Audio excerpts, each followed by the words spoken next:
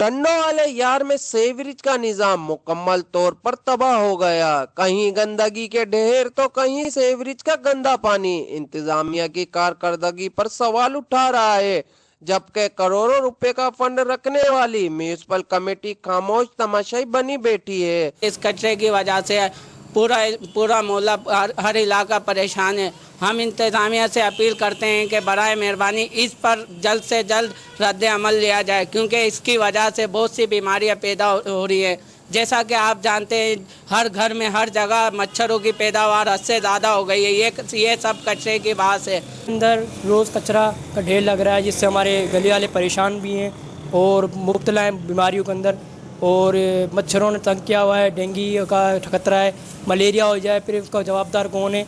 इसलिए कि हमें मुतालबा करते हैं कि कचरा उठाया जाए, हमारी गली से सफाई की जाए, सफाई से मान है। शहर के मुतादिद इलाके Nasarpur road, मीरवा road, chamber road समेत कई रिहायशी कॉलोनियों में गंदगी पानी के जोर लगे हुए हैं।